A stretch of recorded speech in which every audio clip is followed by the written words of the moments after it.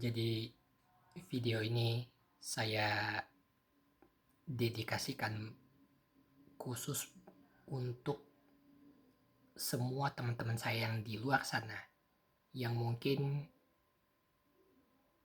ada kegerakan di hatinya untuk masuk ke dalam agama Kristen. Saya tahu ada sebagian dari teman-teman saya yang di hatinya saya melihat ada kegerakan, jamahan untuk percaya kepada Kristus. Tetapi mungkin oleh karena faktor lain hal dan sebagainya, mereka belum betul-betul membuat keputusan untuk percaya kepada Tuhan Yesus Kristus sebagai Tuhan dan Juru Selamat pribadi yang menyelamatkan hidup mereka. Video di sini saya dedikasikan khusus buat kalian ya, dan tentu saja dengan harapan supaya kalian mendengar video ini. Oke. Jadi judulnya itu adalah menjadi baik untuk selamat versus keselamatan yang menjadikanmu baik. Oke, kita langsung aja. Kalau kamu mau masuk Kristen ya tentu ada pertimbangan kan? Tentu ada pertimbangan yang gak bisa kamu lepaskan dari apapun keputusan yang melatari niatan kamu itu. Jadi pertimbangan utamanya adalah pasti kan akan ke arah sini nih.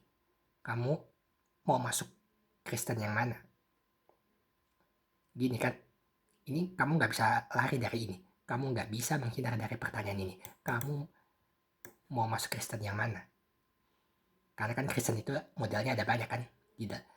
Agamanya Kristen tapi di dalamnya ada berbagai macam model. Kalau posisi saya berdiri di bawah naungan denominasi Kristen Protestan. Nah, gerakan Protestanisme ini berakar mula dari skisma besar yang terjadi di era abad 15. Nah, dan ini disebut gerakan pemberontakan ya. Gerakan pemberontakan ini dipelopori oleh seorang yang namanya Martin Luther dengan menyuarakan 95 dalil terhadap gereja Roma Katolik kala itu yang dianggap sudah menyimpang terlalu jauh dari kitab suci ya. Nah, sebelum Roma Katolik ada yang disebut sebagai ortodoks. Ini sebelum Katolik Roma. Jadi kalau Protestan memisahkan diri dari gereja Roma Katolik, atau mungkin bisa disebut perpecahan dari gereja Roma Katolik, ternyata gereja Roma Katolik sendiri itu juga adalah hasil perpecahan atau kelompok yang memisahkan diri. Ini fakta teman-teman, ini fakta sejarah. Dan yang ditinggalkan inilah yang disebut ortodoks ya. Nah, berbicara ortodoks di sini ini istilahnya ada macam-macam ya. Ada ortodoks oriental ya. Jadi ortodoks oriental yang keluar dari Konsili Kalsedon 451 itu diantaranya adalah gereja ortodoks Koptik dari Alexandria yang berpusat di Alexandria, Mesir. Lalu ortodoks Ethiopia, ada juga ortodoks Suriah atau Syria, ortodoks Armenia, ortodoks Eritrea, dan ortodoks India. Banyak ya. Ini semua ini ya. Ini adalah ortodoks oriental. Yaitu ortodoks oriental yang keluar dari Konsili Kalsedon 451. Ada juga selain ortodoks oriental, ada juga yang disebut sebagai ortodoks timur, Eastern Orthodox. Nah, kalian kalau pernah dengar istilah ortodoks Yunani, ini masuknya dalam ortodoks timur juga, yang berpegang pada 7 konsili. Kalau ortodoks oriental tadi, itu nggak sampai 7 konsili. Nah, Sekarang yang masuk keluarganya Ortodoks Timur ini diantaranya adalah Ecumenical Patriarch ya, Ortodoks Konstantinopel, yang mana Konstantinopel ini kini dikenal sebagai Istanbul di Turki. Lalu ada Moskow Patriarch ya, Kepatriarkan Rusia. Ada GGOC, ada tradisionalis. Macam-macam ya. Kalau Katolik Timur itu liturgi dan tradisinya ikut Ortodoks Timur ini. Tapi pimpinannya, pemimpinnya Paus di Roma. Itu ya kalau Katolik Timur. Ortodoks Oriental itu yang nggak ikut 7 konsili ekumenis. Ya, Koptik, Syria, Armenia. Tetapi hanya ikut 3 konsili pertama, yaitu Nikea, Konstantinopel, dan Efesus. Nah ini data-data ini saya dapat dari orang Ortodoks sendiri. Jadi saya nggak asal bicara di sini ya. Terus ada lagi GOI ya. Ini setahu saya adalah organisasi gereja ortodoksi organisasi gereja ortodoksi Indonesia di bawah pimpinan Romo Episkop Daniel Biantoro. Nah, GOI ada di bawah naungan GGOC atau Old Calendarist. Sebelum ada di bawah naungan GGOC, GOI ini memang pernah ada di bawah Konstantinopel dan Moskow, tetapi sekarang udah tidak. Jadi memang kalau kita melihat di sini ya, kalau kita mau mendata secara keseluruhan, mereka ini memang variannya ada banyak sekali. Lokalitasnya banyak, tapi doktrinnya secara umum tetap satu. That is Orthodox. Trinitariannya sama gitu ya. Ya paling ada perbedaan doktrin ya antara yang Kalsedon dan dengan yang non Kalsedon. Jadi yang Ortodoks ini secara umum dogma maupun ajarannya itu sama.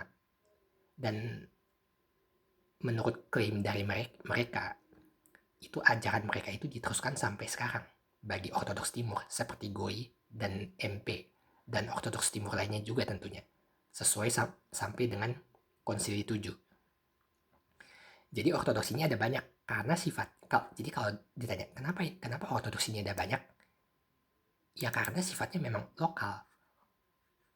Ortodoks Serbia, Romania, Albania, sedangkan yang non Kalsedon ada Ortodoks Tewahedo, Ethiopia dan lain-lain. Nah, itu ya ortodoksnya. Sedikit data, sedikit informasi kepada kalian yang belum tahu.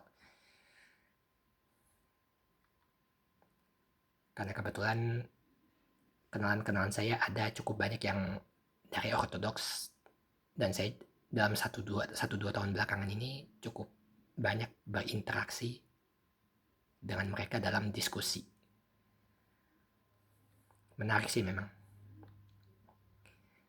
Nah tadi kan Ortodoks ya, sekarang kita geser poinnya ke Protestan ya. Kalau di dalam Protestan ini juga ada pembagiannya. Misalnya ya, pertama itu kan Lutheran ya, ada Lutheran, ini yang pertama. Lalu menyusul Calvinisme, ada Injili, ada Baptis, ada Anabaptis, Anglikan, Metodis, ada Charismatic Movement. Ini gerakan karismatik ya, sering disebut Pentakosta karismatik. Lalu Protestan. Nah, di luar itu ada Advent. Ada Advent, perhatikan ya, di luar itu ya. Di luar itu ada Advent. Lalu ada Mormon, GTYMK, Shincheonji. Ini ya, perhatikan Mormon, GTYMK, Shincheonji. Mereka ini satu jenis. Satu ya istilahnya satu keluarga lah. Satu rumpun. Karena ajarannya 11-12. Ada saksi Yehuwa atau Yehova. Dan ada juga aliran yang menyebut dirinya Biblical Unitarianism. Nah ini juga satu jenis, Jehovah dengan Unitarian ini ya. Ini juga satu rumpun juga. Karena doktrinnya mirip, 11-12. Nah, Terus di samping itu ada satu sekte. Ini masih di dalam ranah kekristenan juga, di dalam rumpun aliran-aliran Kristen. Itu ada satu sekte yang disebut, yang populer dengan sebutan gerakan nama suci atau Yahweisme. Nah, ini mungkin kalian pernah dengerin ya, Yahweisme ini ya. Ini populer ini gerakan ini marak sekali di zaman-zaman 2010 ke atas itu ya, 2010 sampai 2014. Ya, sekitar tahun segitulah. Nah, lebih jauh lagi, ada Yahudi Mesianik dan ada Yahudi Rabbinik. Terus ada juga Nestorianism. Ya. Ini ada banyak sekali yang saya sebut-sebut dari tadi. Ini kalau saya mau bahas satu persatu, ini waktu kita nggak cukup, teman-teman ya. Jadi saya hanya menyebutkan namanya saja dengan tidak menyentuh area teologis masing-masing. Nah, lama ini kalau mau dibahas satu persatu ya. Juga di luar itu ada varian kepercayaan yang beragam sekali ya. Di luar aliran, sebutan-sebutan aliran yang saya sebut dari tadi itu ya, termasuk ortodoks tadi. Di luar itu ada varian kepercayaan yang beragam. Seperti misalnya ada triteisme, ini kepercayaan 3 Allah. Ada politeisme, kepercayaan banyak Allah. Modalisme, kepercayaan Allah yang satu dengan tampilan 3 modus atau manifestasi. Ada monoteisme, kepercayaan satu Allah. Nah, Tritunggal masuk kategori monoteisme ini. Tapi ada bedanya dengan tauhid. Kalau tauhid ini beda lagi ya. Walaupun Tritunggal tergolong kepercayaan satu Allah, tetap tidak sama dengan tauhid. Ini tidak sama. Karena kalau tauhid itu mempercayai Allah itu tunggal secara mutlak. Nah, JO, Jesus Only, adalah salah satu penganut modalisme yang tadi itu ya. Ini salah satu penganut modalisme di sini. JO itu sama dengan yang disebut Oneness Pentecostalism. Sama ini, JO ya. Dan ini satu paham dengan Sabellianisme, yaitu ajaran Sabellius. Nah, sampai di sini banyak ya model aliran dalam Kristen. Memang ada segudang jenisnya mungkin kalau saya mau sebut satu persatu. Tapi untuk kali di sini saya tidak sedang mengatakan mana yang benar, mana yang kurang benar, dan mana yang sesat. Saya lagi nggak bicara ke arah situ di sini ya. Saya di sini mau mengatakan kepada semua saudara, khususnya kepada teman-teman saya yang tadi saya katakan mungkin di hatinya ada kegerakan mau masuk Kristen ya. Di sini saya mau mengatakan kepada kalian, kalau kamu mau login, kamu itu perlu tahu bahwa Kristen yang murni dan sejati itu memiliki dasar keimanan utama. Fondasi iman utama ini adalah selamat hanya dari iman. Titik dan mutlak. Ya, ini informasi penting yang perlu dan wajib kalian ketahui. Selamat hanya dari iman. Itulah Kristen. That is Christian theology. Okay. Dukungan ayatnya ada. Yohanes 19 ayat 16. Bukan kamu yang memilih aku, tetapi akulah yang memilih kamu. Ini omongan Yesus. Dan aku telah menetapkan kamu supaya kamu pergi dan menghasilkan buah. Dan buahmu itu tetap. Supaya apa yang kamu minta kepada Bapa dalam namaku diberikannya kepadamu ya. Aku menetapkan kamu supaya kamu pergi dan menghasilkan buah. Dan buah itu tetap. Bukan kamu yang memilih aku, tetapi akulah yang memilih kamu ya. Ini hanya dari iman. Bukan iman plus perbuatannya, tidak. Efesus 2 ayat 10. Karena kita ini buatan Allah, diciptakan dalam Kristus Yesus untuk melakukan pekerjaan baik yang dipersiapkan Allah sebelumnya. Ia mau supaya kita hidup di dalamnya. Di dalamnya apa? Pekerjaan-pekerjaan baik ini. Oke. Nah, Efesus 5 ayat 8 ya. Memang dahulu kamu adalah kegelapan, tetapi sekarang kamu adalah terang di dalam Tuhan. Sebab itu hiduplah sebagai anak-anak terang.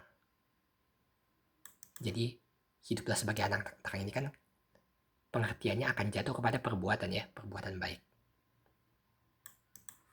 Tetapi ini terjadi setelah itu. Sejak kapan? Sejak kamu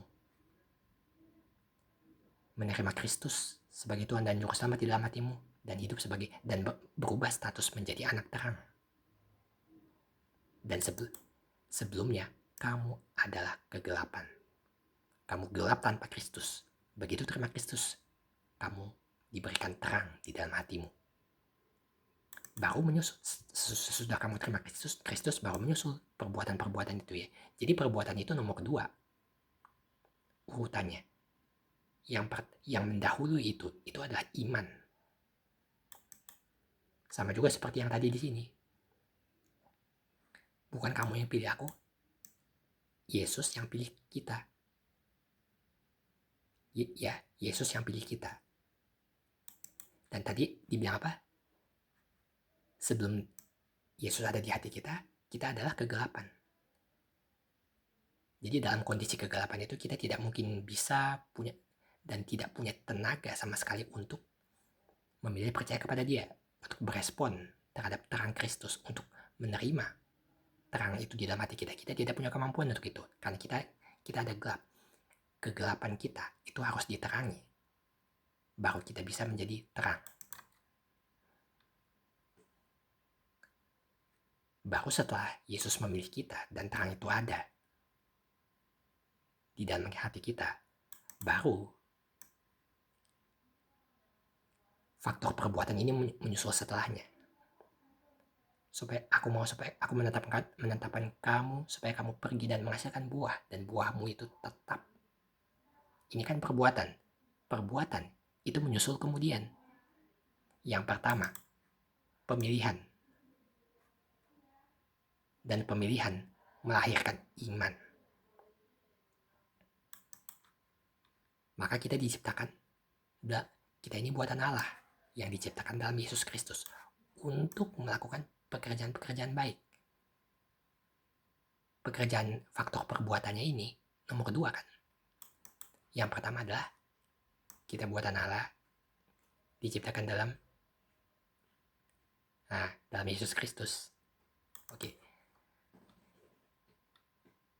Titus 2 ayat 11-12 ya. Karena kasih karunia Allah yang menyelamatkan semua manusia sudah nyata. Ia mendidik kita. Nah, ia ini kan mengarahnya ke sini nih. Ia mendidik kita. Ia ini yang mendidik kita ini kan, ia ini adalah kasih karunia Allah kan. Nah,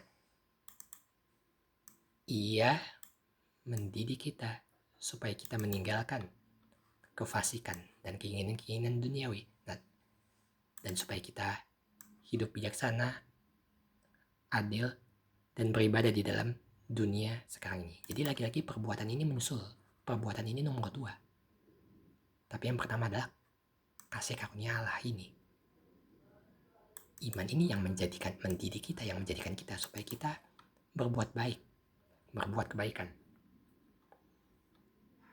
Efesus 1 ayat 4. Sebab di dalam Dia Allah telah memilih kita sebelum dunia dijadikan, supaya kita kudus dan tak bercacat di hadapannya. Ini lagi-lagi ini perbuatan ini nomor 2. Di dalam Dia Allah telah memilih kita sebelum dunia dijadikan. Ini mendahului perbuatan. Apa yang mendahului perbuatan? Pemilihan. Dan pemilihan itu, pemilihan Allah terhadap umatnya, ini berkiblat kepada iman orang itu.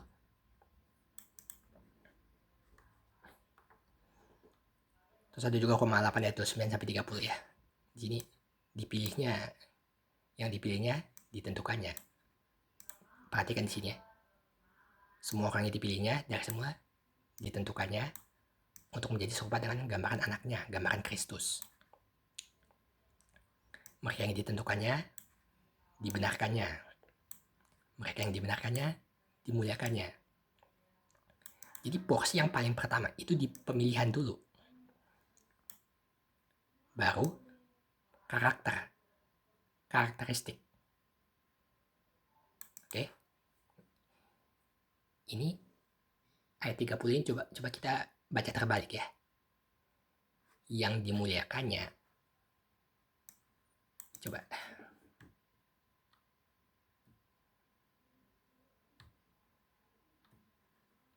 Kita baca terbalik ya.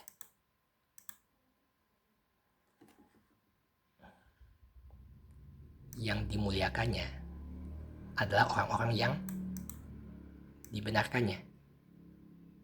Orang-orang yang dibenarkan Allah ini adalah mereka yang dipanggil. Ya kan? Saya ulangi. Orang-orang yang dibenarkan Allah ini adalah mereka yang dibenarkannya. Orang-orang yang dibenarkannya ini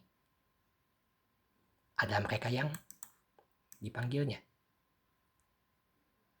Ada orang-orang yang dipanggil.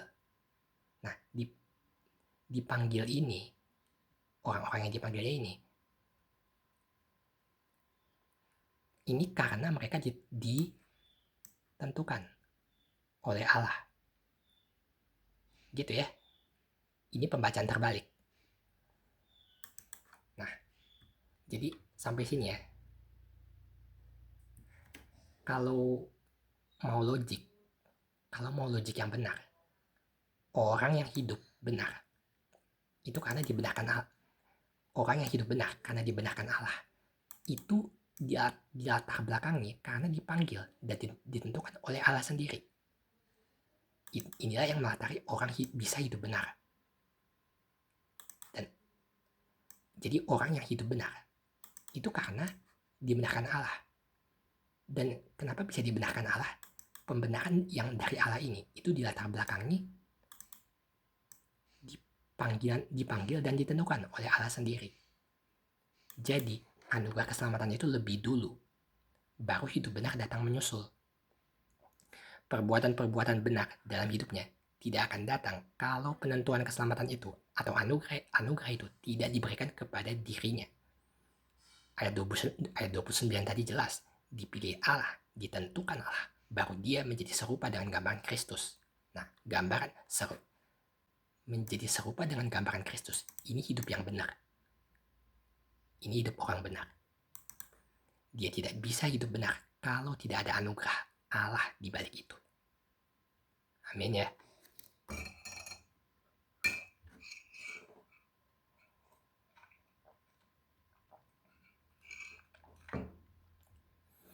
Jadi sampai sini pembelajarannya adalah, jadi pemahamannya harus dapat dulu nih teman-teman ya.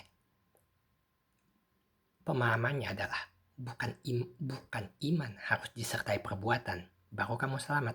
Enggak pernah begitu. Tidak pernah ada rumus di Alkitab kalau iman harus ditambah perbuatan baik baru keselamatan itu menjadi nyata. Tidak, enggak pernah Alkitab mengajar begitu. Yang Alkitab ajarkan adalah iman sejati itu bisa dilihat dari buah-buahnya. Tapi bukan buah-buah itu ikut menyelamatkan, bukan. Tidak pernah buah-buah itu ikut memegang andil atau peranan di dalam keselamatanmu. Buah-buah perbuatan baik itu tidak pernah membawa kepada keselamatan. Saya tidak tahu itu ajaran dari mana, tapi saya lihat banyak pendeta-pendeta atau orang Kristen pemahamannya seperti ini. Kalau misalnya saya katakan, oh nih perhatikan di sini. Misalkan ya, orang dia sakit, terkena penyakit ya, minum obat, lalu sembuh. Baru sesudah sembuh, dia bisa berbuat ini dan itu di dalam pekerjaannya atau perbuatannya kan. Betul? Setuju? Dia bisa sembuh itu karena obatnya, bukan karena pekerjaannya. Pekerjaannya atau perbuatannya ini hanya membuktikan dia udah sembuh. Tapi yang membuat dia sembuh itu obat. Obat itulah yang menyembuhkannya. Pekerjaannya atau perbuatannya itu hanya bukti dari kesembuhan dia yang sudah dia alami. Tetapi obat itu, ya benar nggak? Setuju? Pekerjaannya itu atau perbuatan itu, pekerjaannya itu atau perbuatannya itu hanya bukti bahwa dia sudah sembuh.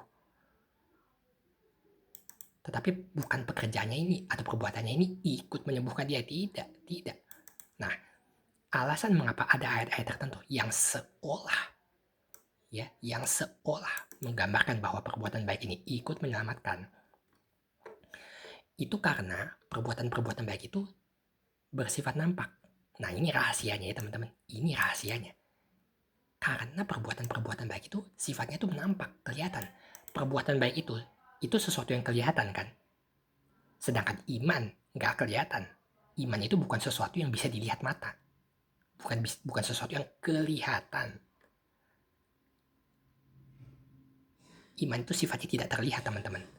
Makanya jangan heran kalau perbuatan baik ini terkesan menyelamatkan, seolah terkait dengan unsur keselamatan, seolah ya, padahal sebetulnya tidak demikian. Perbuatan baik ini memang kelihatan jelas, ya, perbuatan baik kelihatan jelas. Iman tidak kelihatan. Karena tidak kelihatan, maka hanya bisa dibuktikan dengan perbuatan. Paham?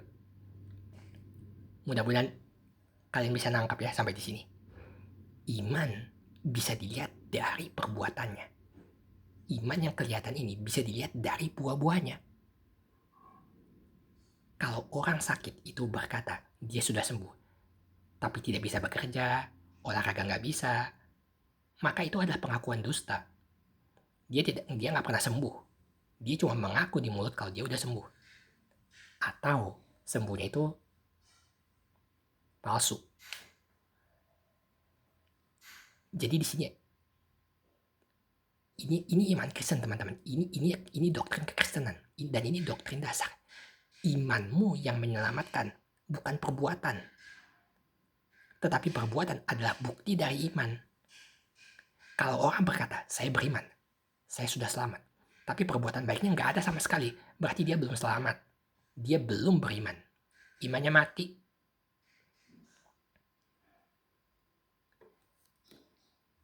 Paham ya?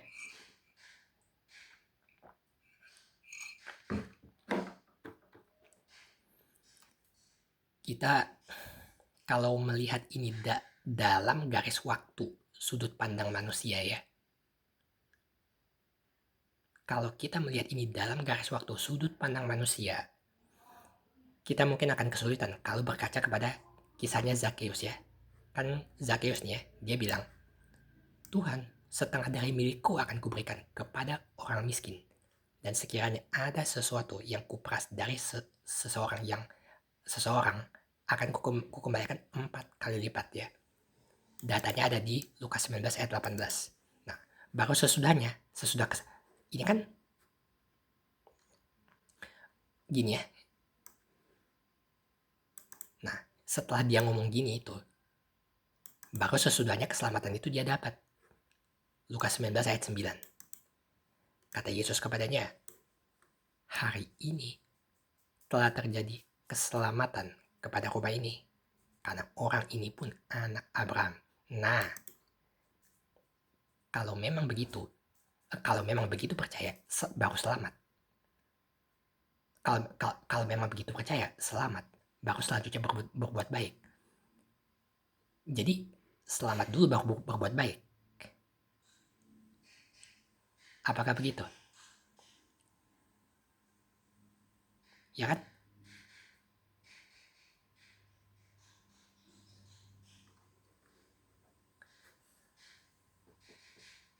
Kalau memang begitu percaya, selamat. Baru selanjutnya berbuat baik. Kalau memang seperti ini ya, Kalau memang begitu percaya, selamat, baru selanjutnya berbuat baik. Jadi kalau berdasarkan data di sini, di ayat ini, jadi apakah ini mendukung bahwa selamat dulu baru berbuat baik? Apakah ini terdukung kalau kita mengacu kepada kisahnya Zakheus di ayat ini ya? Nah, ini gimana nih kalau begitu? Setengah dari milikku akan kuberikan. Ini jelas perbuatan ya. Ya, meskipun ada kata akan di sini, yang berarti itu belum terlakukan. Tapi motivasinya sudah ada. Dan kalau motivasi itu udah muncul, kalau motivasi hati itu udah muncul, itu bisa diasosiasikan bahwa itu sudah terlaksana dalam hati. Ingat ya, perjanjian lama mengatakan orang yang berbuat zina itu dosa. Tapi Yesus bilang apa di dalam perjanjian baru? Di dalam PB, apa yang Yesus katakan? Melihat perempuan saja dan menginginkannya dalam hati sudah berdosa. Nah, maka kalau Zakheus sudah termotivasi ingin berbuat baik, itu saja dia udah berbuat baik. Benar nggak? Ini kan impact yang berbalik. Bukan berbalik. Ya, impact yang berbalik, tapi ini kan sesuatu yang seirama. Ini konsistensi teologis kan? Di perjanjian lama orang yang berzina itu dosa. Tapi Yesus bilang di perjanjian baru, ngelihat cewek aja dan kepengenan itu udah jadi dosa.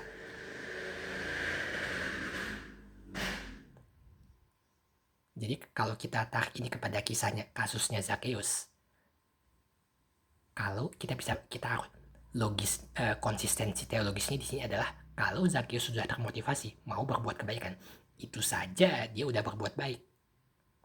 Walaupun niatan itu baru muncul dalam hati. Sebagaimana ini merupakan implikasi teologis yang berbalik dari Matius 5 ayat 28 tadi. Gimana? Ya, memang sekilas ini konsekuensi logis ya. Kelihatannya ini memang konsekuensi yang logis mengacu ke Matius 5 ayat 28 yang membunyikan sabda menginginkan dosa saja itu udah berdosa dalam hati ya gitu. Dosanya sudah terlaksana dalam hatinya gitu.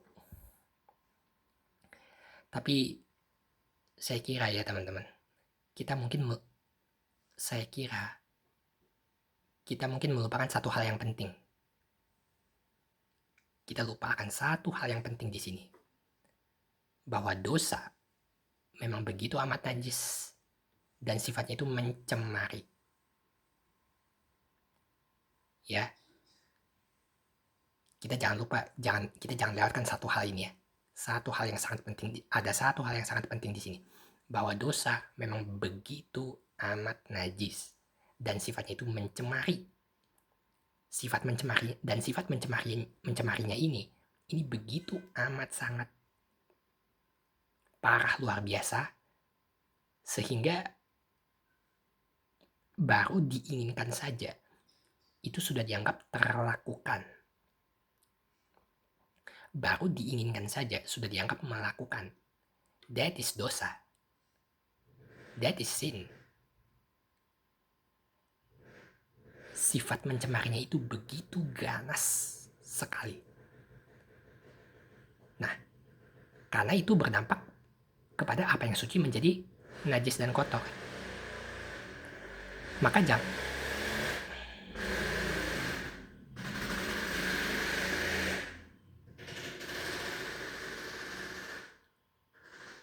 ya, karena itu berdampak kepada apa yang suci menjadi najis dan kotor. Maka jangan heran begitu niat dosa itu muncul. Kamu sudah terhitung najis karena dosa yang bahkan belum kamu lakukan. Nah, karena udah najis, kamu udah dosa. Jadi, apa pembelajarannya? Di sini kita bisa belajar bahwa niat hati di dalam Matius 5 ayat 28 itu berbicara sifat dan karakteristik dosa. Tetapi niat hati Zakheus di dalam Lukas 19 ayat 18, ini bukan konteks dosa, ini kebaikan, ini motivasi berbuat baik. Jelas ini nggak bisa diasosiasikan sebagai kesamaan sifat, ya. Jadi ini pasti nggak bisa diasosiasikan sebagai kesamaan sifat dengan niat dosa dalam hati yang tercatat di dalam Matius 5 ayat 28 tadi. Nggak bisa. Ini dua hal yang berbeda. Amal baik manusia tidak pernah menjiplak sifat menular yang mengkarakterisasikan dosa. Itu tidak pernah. Amal baik manusia sifatnya hanya menutupi dosa, membuat dosa-dosamu tidak kelihatan. Kebencian menimbulkan pertengkaran, tetapi kasih menutupi segala pelanggaran. Amsal 10 ayat 12. Dan kasih menutupi banyak sekali dosa. 1 Petrus 4 ayat 8. Amin ya.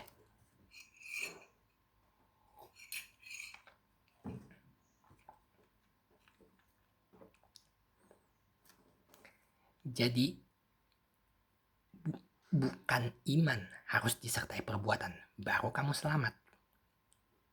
Tidak pernah ada rumus seperti itu di dalam Alkitab. Gak pernah ada rumus di Alkitab kalau iman harus ditambahin perbuatan baik, baru keselamatan itu menjadi nyata. Gak pernah Alkitab mengajar begitu. Yang Alkitab ajarkan adalah iman sejati. Itu bisa dilihat dari buah-buahnya. Tetapi bukan buah-buah itu yang ikut menyelamatkan.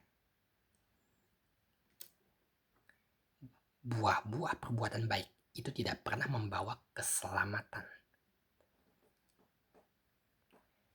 Sekarang, coba kita persulit ini ya. Kita buat ini menjadi lebih sulit lagi. Misalkan ada pertanyaan seperti ini. Loh, kalau gitu, perbuatan baik manusia memang terkoneksi dengan keselamatan orangnya dong. Kan iman bisa ditakar dari perbuatannya. Kalau gak ada perbuatan, itu iman yang mati. Jadi gini ya.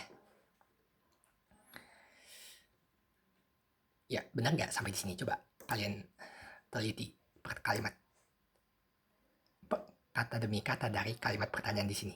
Kalau begitu, perbuatan baik manusia memang terkoneksi dengan keselamatan orangnya. Karena iman bisa ditakar dari perbuatannya. Nggak ada perbuatan, itu iman yang mati. Jadi, perbuatan yang baik manusia itu memang terkoneksi dengan keselamatan orangnya. Berarti satu paket. Kalau satu paket, berarti fix di sini iman plus perbuatan. Sama dengan selamat. Gitu ya rumusnya ya. Kalau berdasarkan pemikiran kritis dari pertanyaan di sini. Nah, gini ya. Kalian perhatikan di sini ya.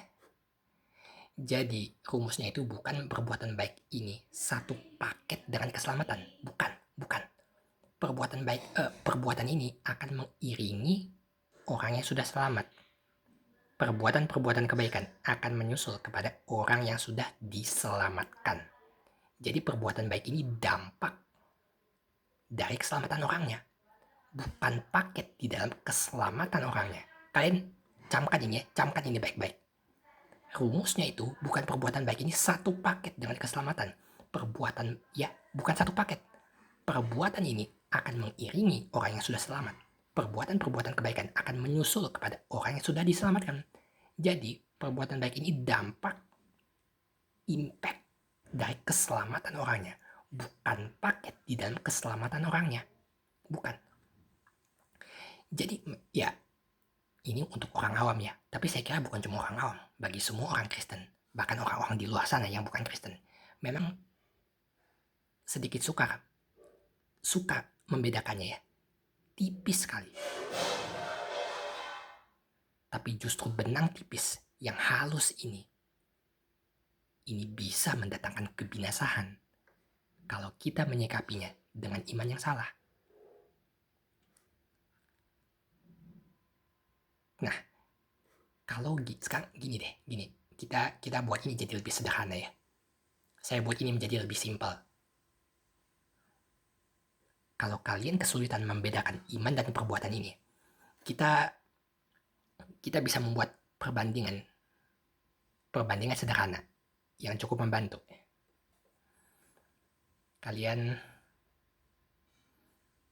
di sini pernah nonton film Spider-Man?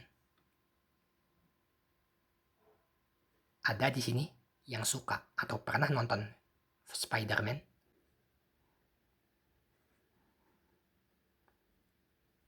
Di situ kan Peter Parker di situ kan, jadi kan nama tokoh utamanya itu kan Peter Parker ya. Di situ kan Peter Parker dapat petuah dari pamannya, Uncle Ben Parker ya namanya. Peter Parker dapat petuah dari pamannya, si Uncle Ben itu. Petuahnya seperti ini. Karunia yang besar mendatangkan tanggung jawab besar.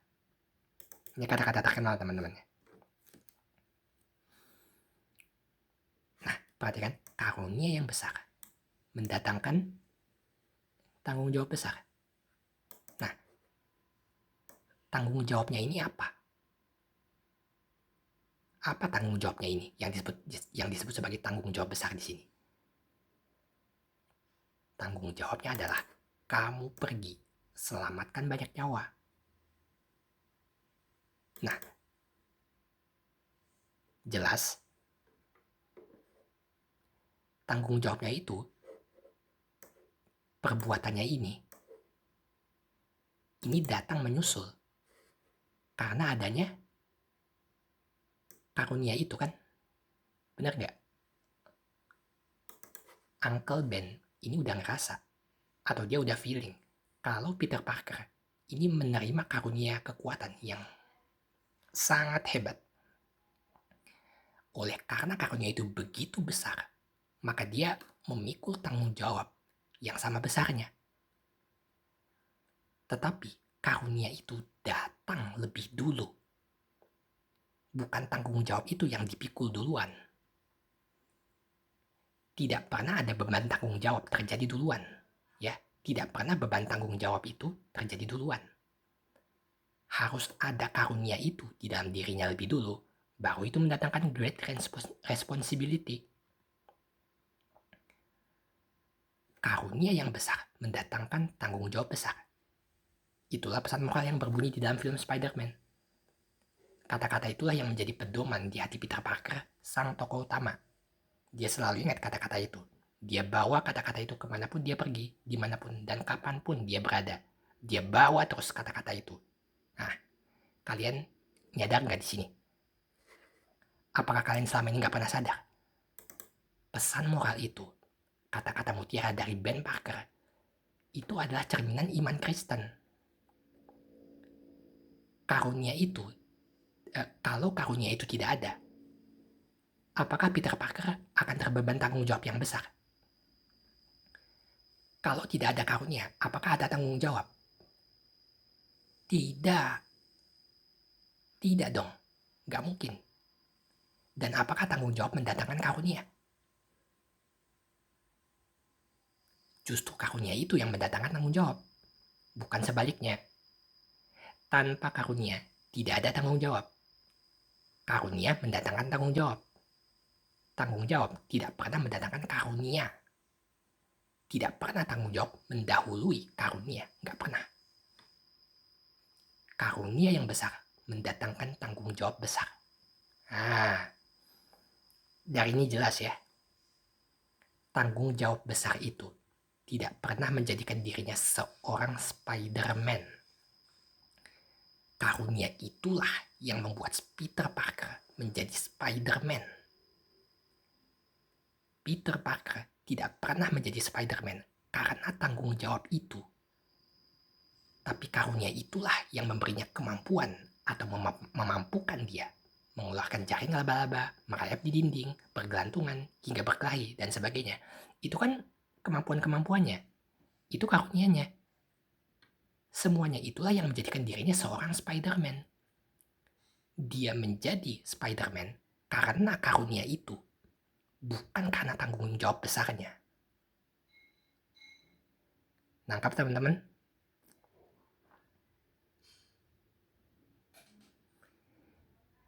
Dengan teropong yang sama, kita bisa mencermati ini dari sudut pandang Kristen. Oleh karena kasih karunia, kamu diselamatkan. Itu bukan hasil perbuatanmu, tapi oleh iman. Keselamatanmu itu adalah buah dari kasih karunia. Bukan perbuatan baik itu mendatangkan keselamatan. Keselamatan itulah yang mendatangkan perbuatan baik. Tidak mungkin ada perbuatan kalau keselamatan itu tidak dianugerahkan, tidak dikaruniakan kepada dirinya. Ini bukan satu paket. Ini dampak dari adanya keselamatan. Ini akibat dari iman. Iman keselamatan mendatangkan perbuatan demi perbuatan baik di dalam hidupnya. Iman pasti mendahului perbuatan. Anugerah keselamatan terjadi lebih dulu, baru menyusul perbuatan-perbuatan kebaikan. Amin ya. Ini ajaran Kristen teman-teman. Ini ajaran Kristen. Saya tidak berbicara ini dari perspektif saya secara denominasi. Ini ajaran dasar kekristenan. Kalau you menyimpang dari ini, sebetulnya you bukan Kristen. Anugerah keselamatan terjadi lebih dulu, baru menyusul perbuatan-perbuatan kebaikan.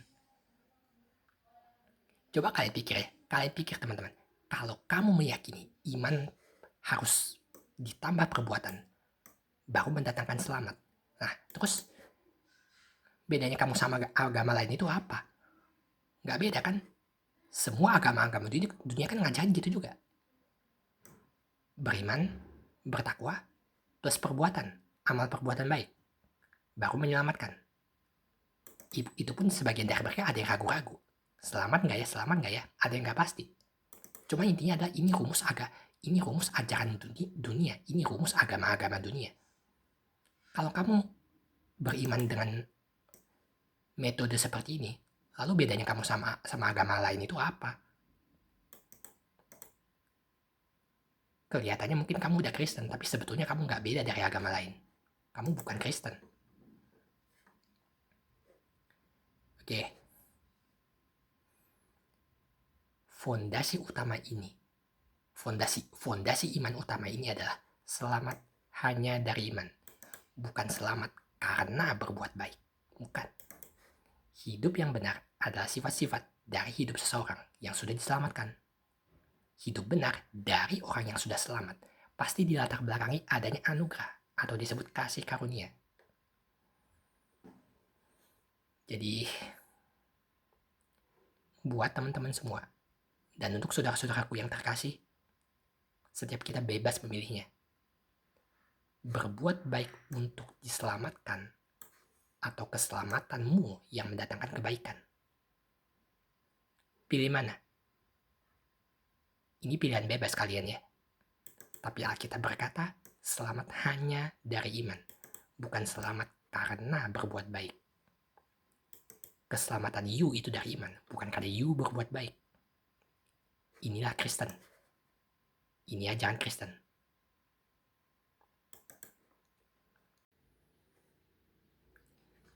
Makanya dalam Efesus 2 ayat 8 ayat 9 itu dikatakan,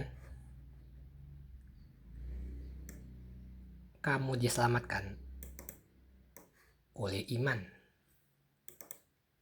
Iman di sini kamu terima karena kasih karunia. Kasih karunia adalah pemberian Allah. Bukan hasil usahamu, bukan hasil pekerjaanmu, tapi pemberian Allah. Itulah kasih karunia. Dan kasih karunia mendatangkan iman. Iman di sini adalah iman kepada Yesus. Nah, lalu di ayat ini kan dikatakan itu bukan hasil usahamu. Seolah-olah masih belum puas. Dia berikan penegasan sekali lagi. Itu bukan hasil pekerjaanmu. Padahal ya, kalau kita mau baca dengan teliti, secara strict, bukan hasil usaha, bukan hasil pekerjaan. Kedua kalimat ini kan sama saja. Tapi ternyata ada penekanan ganda di sini. One, two. Dua kali. Seolah-olah dia mau menegaskan ulang. Itu bukan hasil usaha manusia, bukan juga hasil pekerjaan manusia. Makanya dia bilang, jangan ada yang membanggakan diri. Maksudnya apa? Maksudnya kita nggak boleh sombong atas keselamatan yang kita peroleh ini, yang kita terima dari Allah ini. Kita nggak boleh sombong karena ini. Jangan ada yang sombong. Karena kalau manusia diselamatkan, itu bukan karena hasil usaha, bukan juga hasil pekerjaan dia. Itu pemberian Allah. Dan makanya pemberian Allah ini adalah iman. Iman ini pasti berlatar belakangkan kasih karunia. Dan kasih karunia itu melahirkan iman keselamatan. Yang tidak bisa lain, ini berkiblat kepada Kristus. Rujukannya kepada Yesus. Inilah saving faith. Amin ya.